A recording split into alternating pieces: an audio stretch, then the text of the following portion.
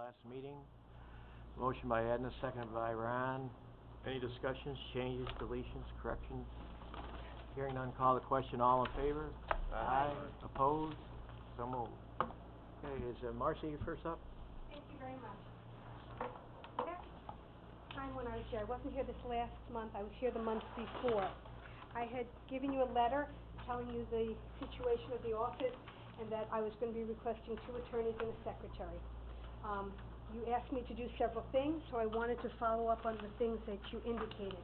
The reason I didn't come back last month is because the Defenders Association meeting was after your last meeting, so this is my first chance to talk to you after I've met with the Defenders Association for our annual meeting.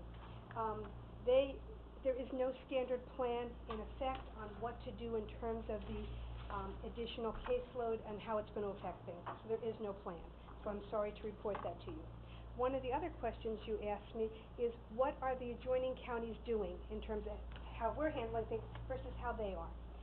Saratoga does not have someone assigned to night arraignments and weekend arraignments. However, whenever there's a concert at SPAC, such as Fish, or some kind of concert that potentially could have arrests made, they have an assistant district attorney, a public defender or the public defender, and a judge meeting at midnight at the park to handle all the arraignments and try to resolve as many cases as possible. So that's what they're doing with their increased load. That is their heaviest time. I don't think they get a lot of those at the symphony or the ballet, but on those other kinds of concerts, that's what they're doing there. But they don't have a plan in effect how to deal with everything. So the next question is, what is Washington doing, Washington County? So I spoke to them. They are part of the settlement, so they get state money. All their staff that is part-time they are only having full-time employees now as attorneys. Their staff is increasing. They have, unlike our county, and I thank Bud York for all his work and he does, and he allows the county to hold prisoners or hold people in custody overnight, which has been a huge thing. They don't do that in Washington County. They do not have a good relationship, in my opinion, with their sheriff like we do. And therefore, the assistant district attorneys and the assistant public defenders get called out at all hours of the night, 3 a.m., 2 a.m., whatever time it is. They have to go to whatever court it is to that court. And they do 3 days on night arraignments, and then they're off for a few days, and then they'll go back on their regular day schedule. So they're doing a rotating system. But again, they're hiring increased staff. So they're doing night arraignments on a rotation basis, and those attorneys still keep their day courts. So I can tell you that at the defenders meeting, I sat next to the attorney who was on the night courts for that week, and he was exhausted. So I'm glad to report that we don't have that problem. We sometimes have times when we have to cover night arraignments in the middle of the night. It is when someone is in a condition that the sheriff's department cannot take them unless bail is set. An example would be the other night last week, I was called out after hours, after my nighttime attorney was not working anymore, because the defendant had defecated himself and threw up in the courtroom as we were arraigning him because he was very intoxicated. So those with someone in that condition, the sheriff can't take them unless the bail has been set because of the medical issues. I had one this past Friday where the allegation, it was a state police one, and the allegation is the woman is pounding her head into the wall at the barracks. So she needed to be arraigned, and again, so that's an off-hours arraignment, so I was available, I covered it. I don't have anyone, because of the funding issues, to cover after 6:30 at night, because that's how the grant funding works right now. So if there's anything past that, they call me, and that's been over a year of that, 11 months of that, or 13 months of this. So I'm still doing it. If I'm physically around, I do it. I did miss one call because I was sleeping. Sorry. And I apologize to the judge. I caught him a half hour later, and he said he would rearrange the person if necessary. So the courts have been very cooperative on these issues. So I just wanted you to know that. So one, I wanted to get back to you in terms of what's going on, so you've heard what's going on. The next thing I wanted to give you is update figures, which is this sheet here that I gave you. It indicates since March 31st through the end of July, how many daytime arraignments we cover, weekend arraignments and night arraignments we cover based on each court and, you know, how long things are. And they're numbers. They don't mean anything unless you have some perspective on what that means to my office. So I had asked my secretary to run the numbers today. Comparison from this time last year to this time this year. Last year at this time we had 818 cases.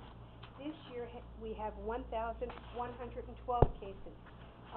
Sorry, that was through May. That was 35% more. Now, since I gave you that figure before, we have increased our caseload that has come in, and now between January 1st, 2015 and July 23rd, 2015, that was 1,270 cases. So January 1st of this year through yesterday, we had 1,793 cases. That is 523 more cases than we had at this time last year, and that's a 41% increase in cases. So when I tell you that my office needs to hire staff, there's a legitimate reason for it. When you look at the arraignments that we cover, and let's say it's a daytime arraignment, an example I had last week. I had 3 judges call before 9 o'clock in the morning saying they have courts that need coverage for arraignments.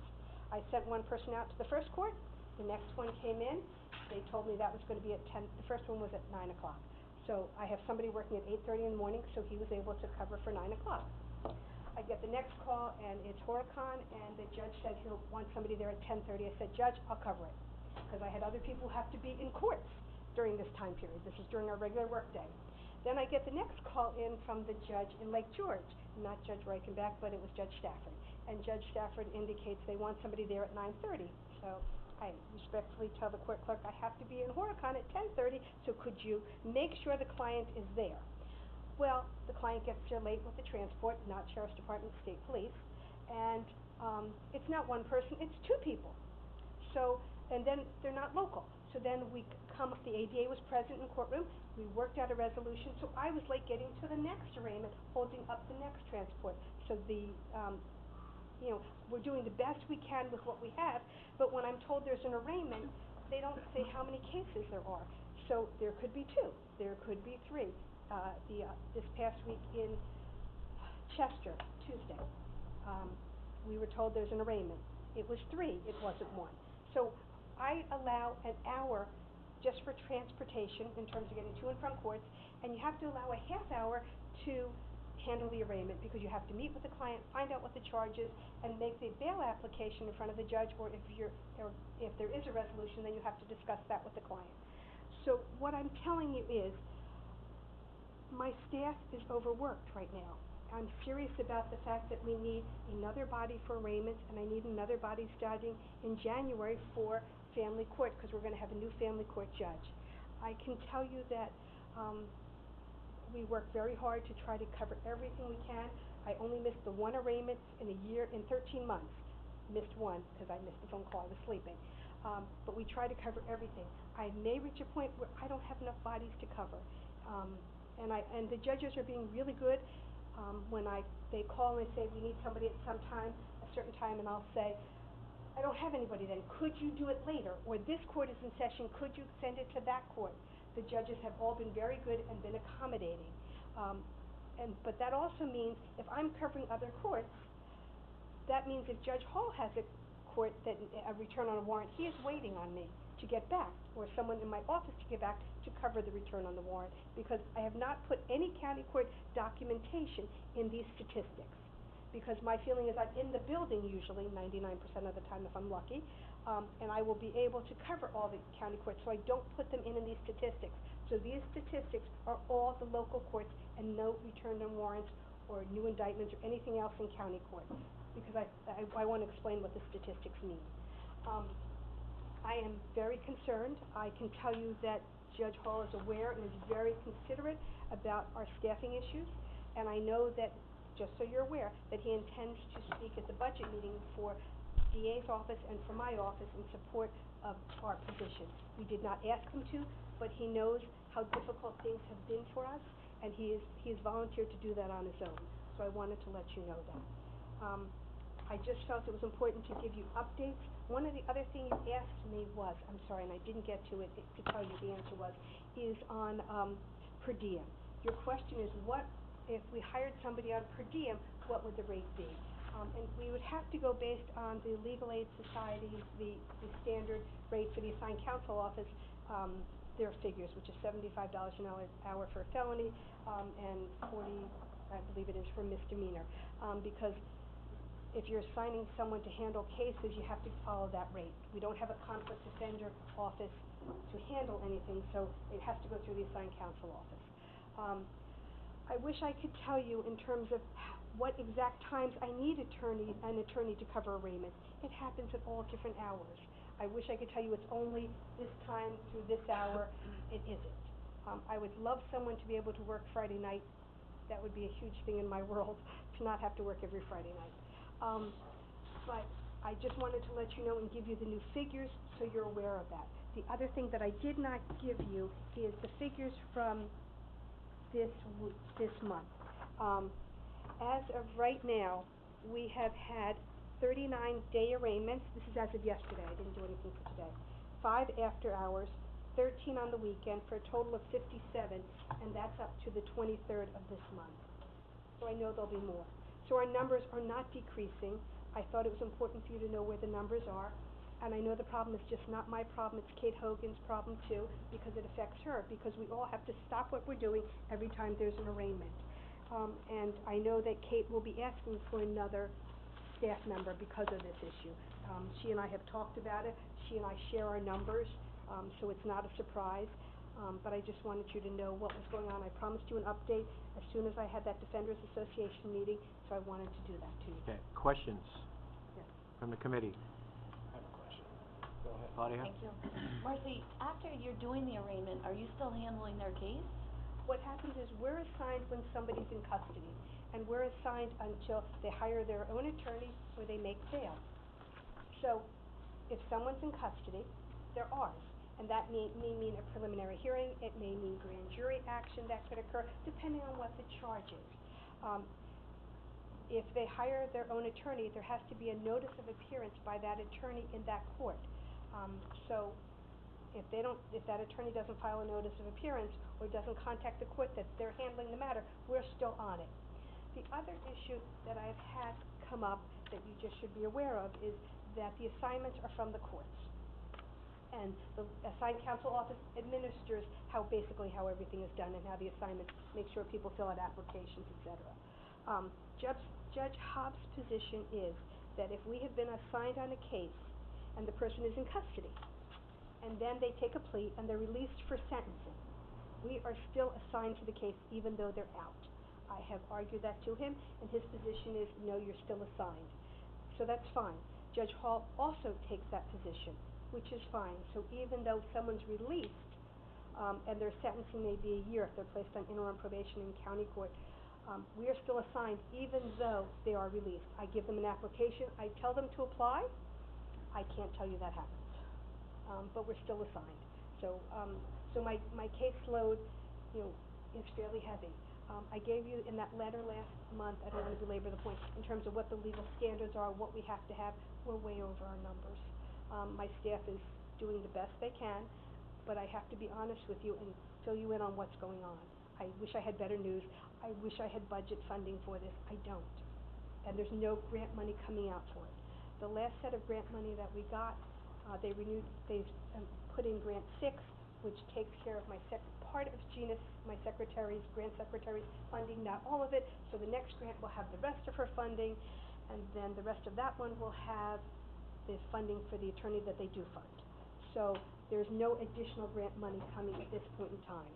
The other thing I handed out to you that is separate and distinct that was not on the agenda is the piece of paper that talks about, it is called Finance Committee Resolution Number blank, urging Governor Cuomo to sign the law into effect. This came in after the agenda was set, so I'd like to talk to you about it next month, but I wanted you to see it. I'm wondering if the committee and the board would consider supporting this, which would be mandated relief for the counties. In my opinion, I think it's a good thing, but I didn't get to put it on the agenda because it came out after the agenda was in. I wanted to give it to you today, so we can talk about it next month, if that's okay with you. I Okay, think- can we field as many questions? I wanna kinda keep to the nucleus of No this. problem, that's fine. And then when you wanna discuss that, you know. That was all I wanted to say on All that, right, thank you. Matt, just a second. Kevin, you had something first? This is all caused by the state, right? The Yes, state? it is. Yes, it is.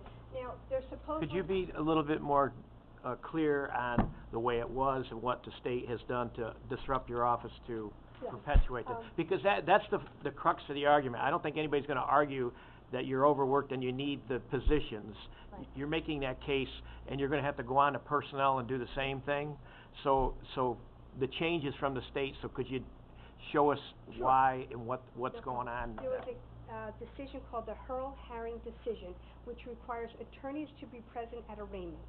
Now, in the past, we were not present at every arraignment, and it requires us to do so. It requires that a public defender or an attorney to be present for each defendant, and the DA's office, because we're gonna be there, is gonna be there. They could call in their bail recommendation or their recommendation, but we have to show up and meet with the client. And therefore, it has increased our caseload and our workload because they're requiring us to be there.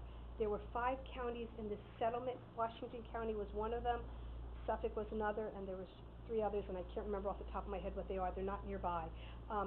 So when I compare Washington County, they get settlement money, so they're getting extra funding to cover this, to cover hiring the attorneys, to cover support staff to deal with these issues.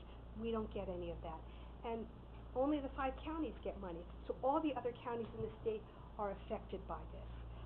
And so what happened, it used to be, well, John Wappett was the PD, the state would give us a 25% return, reimbursement, okay? And then they stopped doing that, and they gave us grant money to do other things. So we bought furniture, we bought computers, we hired a secretary, we hired an attorney. So those are the kinds of things that we were able to do with grant money. So the grants technically are only for 3 years, but they all have been renewed. However, the funding has not increased.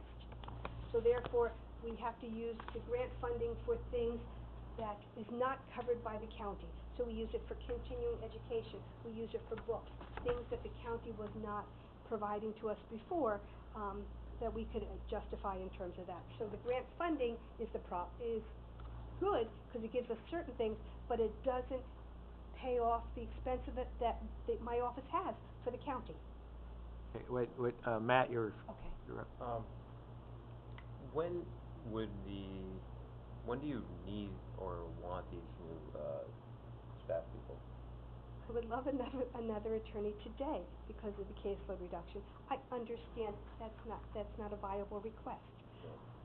Okay, I'm being honest with you on that. No, Yeah, and that's what you yeah. want, I know that. And the reality is, we have a new family court judge starting in January. I need a new attorney for January.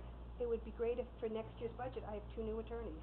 I know I've requested a new secretary. I can live without the secretary, but I can't live without the attorneys. I know I have 2 secretaries. One is grant funded, and if I lose her, my life will end. Because she does all the grant paperwork and submits everything, and everything runs smoothly. And she's great. And she does backup for my other secretary. So we only have 2 secretaries for 7 attorneys. Okay, Ron? And, What prompted Washington County to get involved in that lawsuit? What did they see that we didn't? They had clients who were denied their civil liberties, and we were not in it, which is, in a sense, that's good that we're not being sued. I appreciate the county not being sued because of the expense and time and everything else that went in it. But I think what is happening as a result of that civil suit is what I am seeing with the Defenders Association and what's going on in the state, is that they are aware of what's going on now, and they're trying to come up with solutions. So there is this new legislation to have reimbursement and funding taken from the state and given to counties, and it should be 25% is what they're talking about for this next coming year, once it goes into effect. And again, it hasn't been signed by the governor, so until anything is signed, I can't make a comment. Go ahead, Ron. The other question is, you spoke of per diem. Are you asking to hire 2 new attorneys give me an idea of the rate for budget purposes, or are you thinking of doing it $75 an hour? I think it is cheaper to hire the two attorneys.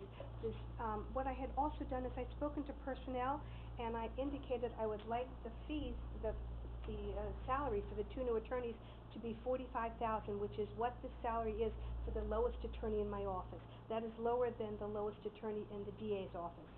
But I felt that that was an appropriate salary, because I know I'm gonna get a new person, I will get new people and I'll have to train them. I don't expect to be able to get, hire people with a salary of 45, but that's the minimum salary that I am requesting.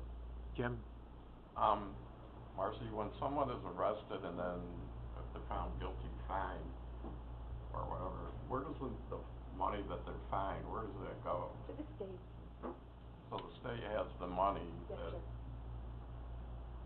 Yes, sir. Is there any way we can request that some of that be reimbursed for after? I have no idea what act of God that would require, with Okay, all Matt? due respect, I'm sorry. How long, does it typically take? So if we were to start the hiring process right now, or seeking somebody, how long does that process usually take? Does it take 2 weeks, does it take 2 months? It usually will take a month or two, because I have to post the opening. The other issue that I have is I have to go through personnel issues, because to create new positions, there has to go through civil service issues, which I don't quite understand all of it, but I know that it is a provisional appointment because it has to be approved by civil service, and so it's a provisional appointment. I know that much.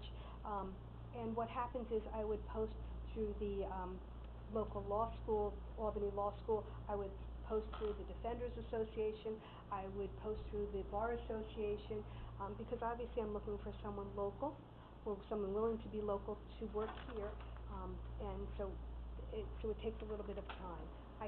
In terms of the experience level, I would love to have somebody who has some experience, not coming in just graduating from law school and passing the bar, taking the bar exam in July. I really would like someone with at least some experience. So that is my first choice. Someone coming cold out of law school is much hard.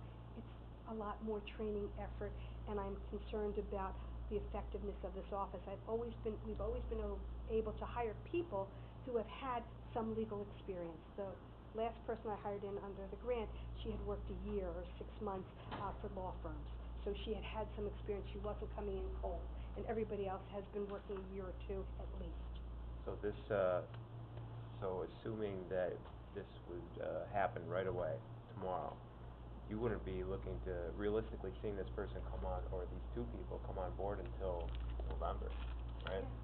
Yeah. If I could get someone sooner, that'd be great, but we are functioning, we're doing what we can. I just know that this pace can't continue forever. So would it be, although granted it would be very difficult, but would we be able to get through the year? I think we'd be able to, being honest with you, but, we're doing it now. I am working a lot of hours, and that's okay, because it has to get done. We have integrity in our office, and we have a relationship with the bar and with the courts, and that is very important to me and to my office. And we have a great respect for the Sheriff's Department, State Police, and the DA's office. We work very well. We are adversaries, but we are not that kind of it. We work together, we understand the system, we're trying to come up with solutions. Remember when we talked about the courtroom that we would like to use out of the old jail for 8:30 in morning arraignments and 5 p.m. arraignments, which are after-hours arraignment, not when courts typically are in session? That would make it easier for all parties involved. So we're trying to be proactive and creative, and that legislation has gone through. So we're working hard to come up with things to make our county the test site for how things should work. And I appreciate Ms. Hogan's, all she does to work with me, and I work with her and with Bud, and it's been a great system. Ron? So 45,000 times 2 is 90, Yes, sir. plus medical, plus pension, and a secretary. So what would you say? 200,000 is what you're gonna request of the budget officer? I could live without the secretary. I'm willing to tell you that I'm admitting that I could survive without the secretary, but I need the two attorneys. 120,000 then. With I mean, whatever their fringes are. I'm trying to get a number that we Yeah. can give to, Whatever the fringes are, I'm our sure budget officer. Mr. Thomas knows what those numbers are, or I can get them for him. I didn't come in with those numbers today. I just was going on the concept of what's going on, and that I'd be requesting at budget time 2 attorneys. Any other supervisors not on the committee that have questions or comments? Okay, Frank? Could I say, Mr. Budget Officer? Do the judges, have any ability to, assess a fee on this, service? I mean, because the taxpayers are paying for this. You know, we're paying to enforce the law, and now we're paying to defend the accused. Seems like if you're found guilty, there should be some money assessed that comes back to the county that are defended. All due respect, there is not a way to do that. The state would have to enact legislation along those lines. Sorry. And Claudia? if I'm wrong, I'm sure, No. Mr. Reichback would correct me. You're Claudia? 100% right. Thanks. I just was wondering if the committee is thinking we could allow her to move forward with hiring one attorney and then deal with the rest of the stuff in the 2017 budget. Claudia, I'm sorry, my hearing's awful. I'm sorry. I'm just, I would like to give Marcy some relief. I mean, we heard 4 caseworkers, you weren't at the last meeting, 4 caseworkers left because they have to do overtime for Health and Human Services. Marcy's been doing this and her staff for 13 months. I mean, can we not authorize her to hire one attorney now and deal with the rest, the other requests for the 2017 budget? Okay, you wanna... Cause it would be 45,000 only for, you know, a month and a half maybe, or maybe 2 months. benefits. Marcy, you heard that discussion and what you're looking for. Did you say you wanted one now and one in January? It would be great if you would do that, but I was coming in assuming that nothing would happen now, because it was tabled last time, and I understand that. It's a big request. So I was comfortable saying in January, but if the But committee wants to forward us on, I would love that. That would make my life... Here's the issue that you'll run into. We can approve, you know, the 2, the 1, the January, and you're gonna go to personnel and get scrutinized and have all these same discussions and have difficulties. So I think realistically, if we do what Claudia's saying, that's something that could succinctly go to personnel, get discussed, and get you the help you need. And then you'd have to get ready for January or whatever before that to come and make your argument again. That would be wonderful if the committee wants to do that. I would greatly appreciate it. It's more than I've... Claudia, you wanna put that in the form of a motion? Sure. Move that, criminal justice public defender's office can proceed with hiring one attorney at this time. And And that's obviously it has to go to personnel. Okay, and that's at the rate of 45,000 that she recommended? And a second? Second. By Matt, and any more discussion? My Edna? question is, how are we looking budget-wise? Again, out of contingency, is that what we're doing? I mean, we do have to pay for it. But that's gonna be some of the scrutiny she's gonna get at finance and personnel. In other words, if she made her case today that she needs someone, Right, I understand. and then, we can have her, you know, that's gonna be frank, and because this is gonna go on to finance and personnel, and I would assume it's gonna come out of contingency, because you don't have it in your budget. I don't have it, sir, no. And Jim? Yeah, I agree with Claudia, but could we say up to 1 person? That way if personnel decides, I mean, if you got any kind of help, you would be better than none. Correct. So that way it gives them more latitude. And I didn't mean to cut you off. Did you have anything else? To pull later. Did you have it? I didn't mean to cut you off. No. Is that all right? Okay. You need me to amend? Any other supervisors not on the committee comments? Okay. I'll call the question. All in favor? Aye. Opposed? Do you need me to amend the motion to allow per diem, I guess is what you're saying? Well, however it works out, yeah. I think that scrutiny is gonna come at finance and Okay. personnel, and if that's an option, they'll ask her and see if it's viable, and then they would institute if they wanted to make a change then, depending on the arguments Marcy At least presents. it gives them our opinion, that up to would be fine, not absolute. I mean, this at least gets it in front of them so that Marcy can, you know, she's gonna do her same case, so it's just, in other words, you can't beat a dead horse here, she has to have something, so. Okay, and did you wanna talk about this next, No, or? I just wanted to give it to you now. I will talk about it at the next meeting, but Okay. I just came in and I wanted you to see it, so then I can talk about it at the next time. I Okay. always promised you I'd try to give you information as soon as I had something, and so I got that. All right, thank you. Do you have anything else come before us? No, that's it. Okay, thank you very much, Thank you Mark. very much, and thank you very much, everyone. I greatly appreciate it. Thank you.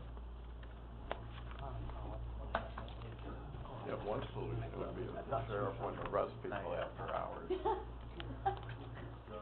Well, I don't know why they can't just be held So until that- like it would 8. help everything if we could avoid this problem if you wouldn't arrest people after hours. Years ago, I was making those calls for, getting the call, kind of surreal.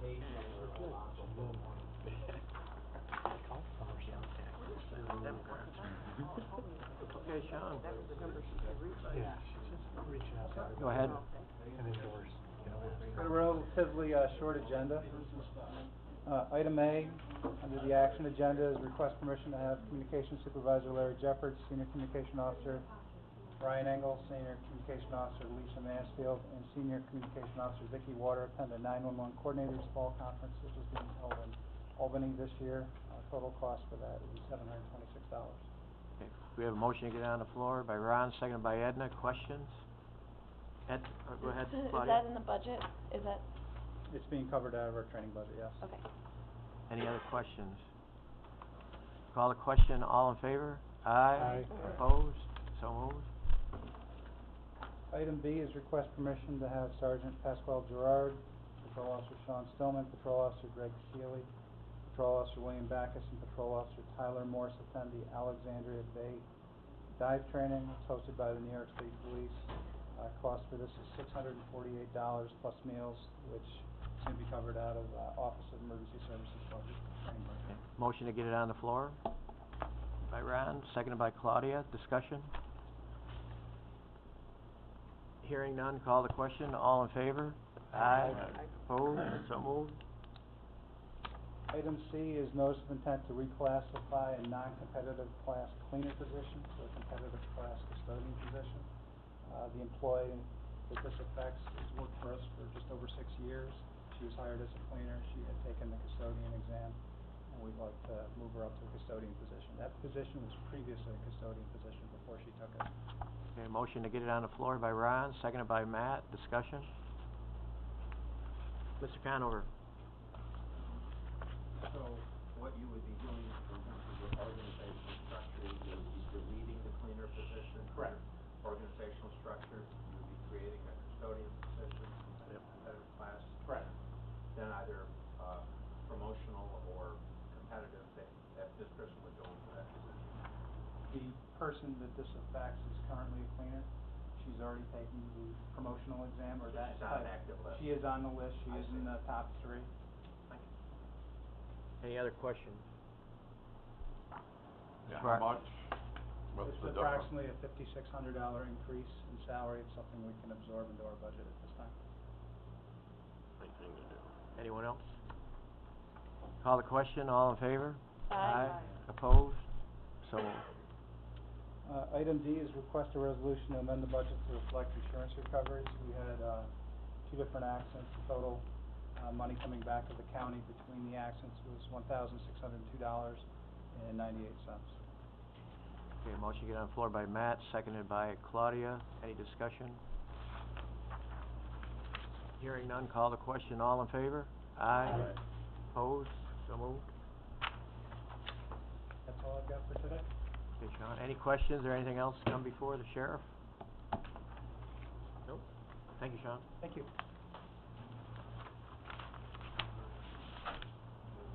Brian, you're up. I'm one of them.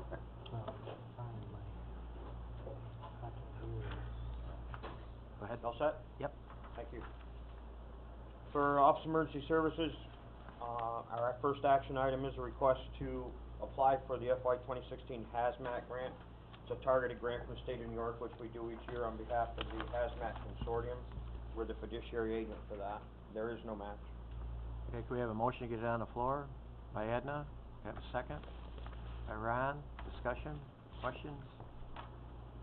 Brian, who's in this group, this consortium? I'm sorry, Ron. What counties are in the consortium? There's 7 counties: Washington, Warren, Essex, Clinton, Franklin, St. Lawrence, Hamilton. So when the money comes in, how do you divvy it up? What? What we do is in the grant application, we have to create a budget. And basically, the problem we've run into is 3 years ago, the state of New York, who used to fund maintaining all this equipment, which was given to all the counties in the state after 9/11, the state decided they were no longer going to maintain that equipment. A good decision on their part because it was the end of life for most of the equipment. Most of it had to be replaced. So the decision was you can give it back or you can form a consortium and get grant money to maintain the equipment. And that was the choice that happened across the state. There are 10 consortiums across the state to handle all the hazmat. Our particular consortium, the Adirondack, has 7 counties. And at that point in time, they have $1 million each year. That's divided up amongst the 10 consortiums. Our consortium is very fortunate. We get $182,000 out of that. So what we do is we keep track of all of our equipment, what is end of life, things that can no longer be tested, things that are no longer operational, or things that are new technology. Obviously, the stuff that was given to us in 2004, a lot of that technology is long gone. So we do an inventory of all the counties, find out who needs what. This county can get 10 new air packs this year, this county can get 5, and as we go along each year, we are slowly but surely replacing that equipment and keeping our stuff up to date. Included in that is a training budget that we use. We have to do a certain amount of training, and we also have some continuing costs that we take out of that. So each year there's a budget that we have to do to show them what we're going to buy. Okay. Any other questions for Brian? Hearing none, call the question. All in favor? Aye. Opposed? I've been asked to do a little bit more on our EMS discussion that we've been talking about.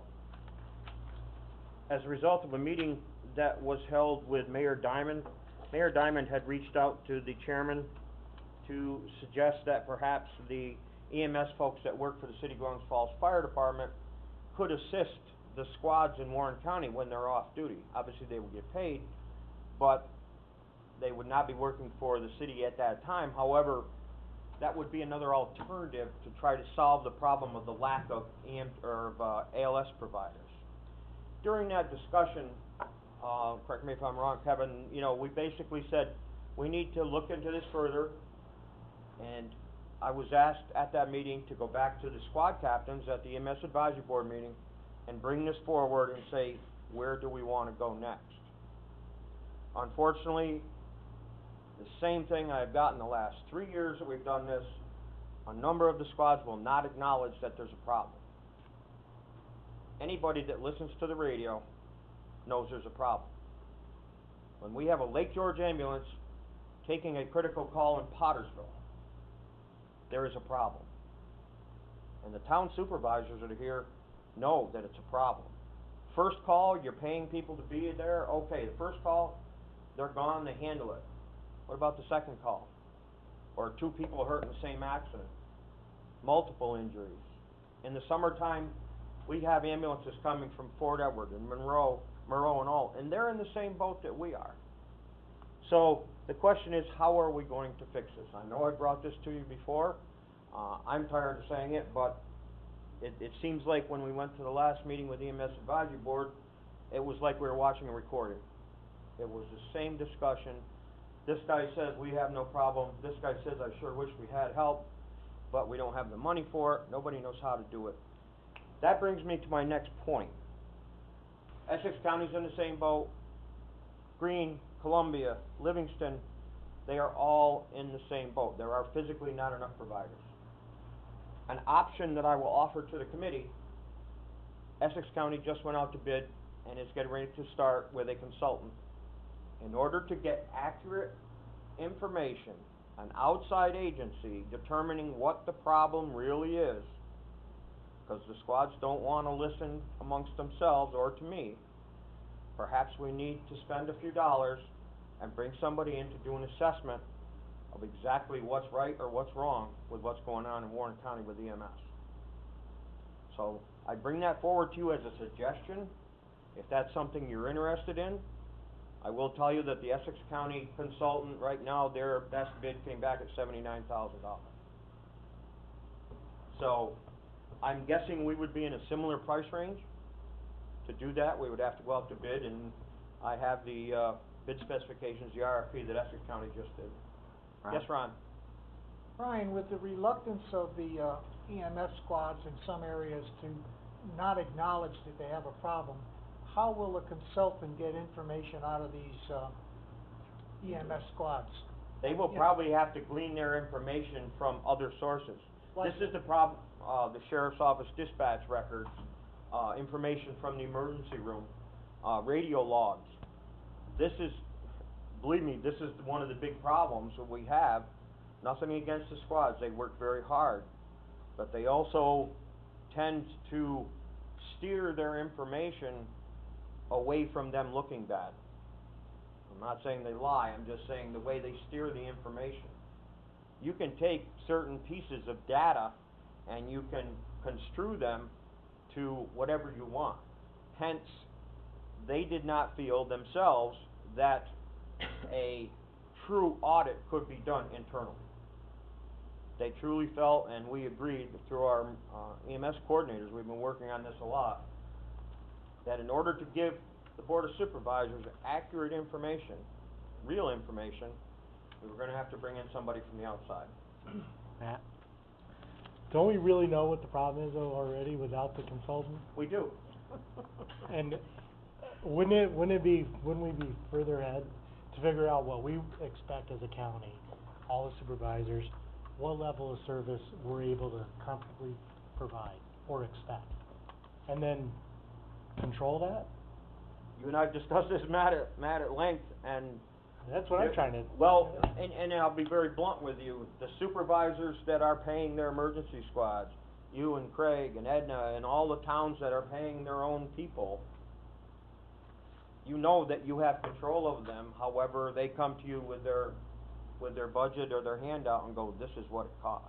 And you have no way to get around that. You're being held ransom. That's not the right term, but the bottom line is, it's going to take an effort on behalf of those that are paying the bill and those that are asking for the money. We're all thankful for all the volunteers, providers, but I think it's time to, we're conflicted on what we expect. If we expect first calls and second calls or third calls, then we need to have an established program, and then we need to work off that, and either, that's what we need to expect for our dollars. Gene? It's funny you're here today and I'm sitting here because I just read a letter before I came in, sitting on my desk, that our emergency squad, they wanted $100,000 for another ambulance, and between Hadley and myself, we gave it to them. And now there's a letter on my desk saying they need another 50 to get one. That's another 30,000 I paid, 2/3, Mo paid 1/3. That's another 30,000 I gotta throw in my budget this year, we can't do it. I called them, left a message, and stuff by the end. But you know what, and I think all the supervisors here will understand what I'm saying. You're talking about life and death. It's tough for me to say, don't buy another ambulance, and when one's out going someplace, we don't have another one to save somebody's life. And when yours is in Stony Creek, And or that's- yours is somewhere else, that's the yours problem we have. is covering something in Corinth, We try to help the other towns. that's the problem. But also, it's something, and I'm gonna say it, and I know this is political time. You got all your congressmen, all your senators, everybody running for re-election. They should come in here and sit down and find out, like when we bill in the town of our emergency squad, let's say $800 for somebody to be picked up, go to the hospital and come back. We only get back $300 from the government for it, or from Medicare. So that's a loss to us. Right. I mean, nobody's making the difference off of what we build. And I do agree, but I think you should get these squads at a meeting, mandatory, and the supervisors that have these squads in their town, we all sit down and talk. Because the cost in town of Lake Luzerne and Hadley is $500,000. I pay $300, Mo pays $200. And now, last year they wanted 401k plans, they wanted raises. It's getting to a point, and they haven't. You said it right, that wasn't the wrong word, we're trapped. But we need to help, because all these gentlemen and ladies that do this, they're doing a great job, but they work 2 days in Lake Luzerne, 2 days in Lake George, 2 days up in Bolton, So we're all paying workman's comp, we're all paying all these insurances for these people, instead of having a group No. that's been saying for years, now it's coming that, you know, we just can't afford it anymore. I'll tell you We that, can't afford not to do it. right, and I will point out one of the advantages that Chief Schrammel and Mayor Diamond brought to the meeting. They have firefighters that work 1 day and 3 days off. They are all trained to a minimum of ALS, some to paramedic level. During those 3 days that they have off, in theory, they could be a resource for the squads. Let's say that's another 20 providers in the county that would be available. Now here's the advantage. If they were to take and the county would arrange or make arrangements to schedule this whole scenario, we would pay the city of Glens Falls backfill. That's only their overtime cost for that person. They get overtime, we pay for their overtime, but no benefits, nothing else. That's already being paid by the city of Glens Falls. So now you're talking about hiring a person, yes, you would be paying them time and a half, but you're not dealing with any of the rest of it. Medical benefits, none of that stuff. That's already covered under the city of Glens Falls. That was an option that was thrown out there, and I appreciate the fact that the mayor and the chief came to us and said, you know, here's a suggestion, here's an idea. So, does the county arrange that? Does the county put a fly car or two out in the county and say, okay, you guys don't have to have an ALS tech in your building all the time, which is costing you a fortune while they watch TV. I'm not saying that derogatorily, but that's the truth. So we have a fly car that's covering 2 or 3 towns. And when there's a call, an ALS call, that person goes with that squad. So you put a couple of them 24/7 in the county, utilizing people that you already have, that are already trained, that are already getting benefits. How does that work? I don't disagree with you, Matt. You know, I personally don't see the need for a study. All of us in the room know what the problem is. There isn't enough people. Matt? Thank you. Two-part question. First part is, what exactly was the response to that proposal? And second, do you have any sort of hypothetical data that you put together about what that would cost to pay those overtime fees? I don't have that, but that would be very easy to put together. Can we Chief get Schrammel something would like put that? that together for us easily. And again, this is just a suggestion. Again, my concern is we have firefighters from the city of Plattsburgh driving our ambulances. Doesn't mean they're bad ALS providers, but they sure as hell don't know our area, and those wages are not staying in Warren County. Those wages are going to Clinton County. Ron? You talked about 2 fly cars too. Would that be an additional cost? This is something, if this was a procedure that we would want to do, is we would have to augment the EMS budget that OES has. I believe we have people in my organization capable of running this. There are several things that have been done. In one county, they take their EMS coordinators and they make them full-time. That's it. That's their job. On top of their regular duties that they're doing when they're not on a call, they're running ALS. That's one solution. One thing we offer to pay, if we say we have the city of Glens Falls guys, and Edna, your people, they say, okay, we can't provide you with an ALS tech today, we just don't have anybody available.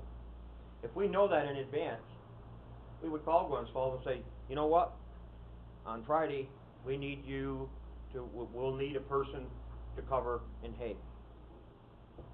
You pay as needed. You only pay when you need somebody. That comes from the town of Hague to Warren County. We in turn pay the backfill. So, again, there's plans here that can be done. Again, sitting in that meeting for almost 45 minutes discussing this again, and Travis Howe, head of Mountain Lakes, and one of my deputy EMS coordinators sat there and he goes, this is deja vu. We had this discussion a year ago. We had this discussion 2 years ago. And the same problem we have each time is with everybody going, oh, you know, we don't think you need to stick your hands in what we're doing. Ron? We had this discussion 20 years ago. exactly. I was chairman of Aries at the time, most people probably don't even remember Aries. Oh, yeah. They had to run a tech program they tried for a while, and, they were gonna do the fly car thing. Brad, we can't hear you for the minutes of the meeting. Is there a microphone there? You could- Listen up. But it's been a problem for at least 2 decades. Yep. And we haven't been able to find a solution. I think a lot of that is ego. It's ego, it's territorial. Mm-hmm. Those things are all there. The advantage to the plan that I just described is you still need your rescue squad. They're still gonna do the transports. They'll get paid for the transport part of that job. So they bill for $400 instead of $800. They in turn are gonna get paid for the transport. The county would get the reimbursement for the ALS side of that call. And that's how it would be done. The city of Glens Falls has an excellent record right now, and they would be willing to handle that. They have an excellent record on recovery. They recover almost 95% of the funds that they bill for. That's because every time they are go on a call, the guys back at the station, the assistant chief, J.D. Ellingsworth and Jamie, sit there and they go over the PCR. So when that goes to the medical company for reimbursement, there's no question. It's got all the right information on it. There's no screwing around. And that's a good thing. That's how they're making it work. That's how they make $200,000 a year in Glens Falls with their ambulance. Now that doesn't fix the $150,000 ambulance. Matt? I'm usually not an advocate for, government running anything, but, you know, and I'll let the white rabbit loose, but why wouldn't we we have the infrastructure for this. We have the volunteers across the whole county, and we're kind of, I think some municipalities are in a situation where they've got a huge cost to provide this service, where another municipality, because of population, it might not be as big of a portion of their budget. Why wouldn't we look at taking all the volunteers in the county, all of the EMS personnel, under one house, spread out across the county? Is that really, I mean, aren't we gonna be there anyway? I mean, it sounds Yeah. like this is a temporary It is, solution that. but let me say one thing, and I got this directly from the guys in Greene County who have just gone through this. And Columbia has an excellent system. Now, what they did is just what I just described to you. They started out with fly cars. And then as it moved along, this squad, who only had 10 people, then had 5 people, they said, we're out, you guys do it. So now, they picked up that squad, and over the period of 5 years, they have picked up all the squads with the exception of one. So, you start out small, and go from there. Brian, there's a lot of parts to this, and we aren't gonna answer them all today, but certainly we need to pursue this further and to move it forward and see where Yeah, we're over our allotted time. The chairman would like to address about moving forward and getting some other parts involved. Yes, You sir. wanna comment on it, Chairman? Yeah, I'd like to see the supervisors who are directly affected by this, get together with a workshop meeting, as soon as we can, and, just try to, bring your budgets for EMS, and bring your concerns that you have from a town level, and let's get that portion of it, and then we can certainly, go into, ask for a meeting with the squad, captains or operations managers in the future to say, here's the way we see it, explain to us why you don't see it the same way we do. But I would like to see it's mostly the up-county supervisors get together and do a workshop, and, also, you know, I was there when Chief Schrammel came in and spoke to us about it, and, you know, I think there's more to the story. There's also this, getting the funding that the squads bill for too, having somebody look at the PCRs, get them done correctly, and recover the funding. It's no different than nursing home funding.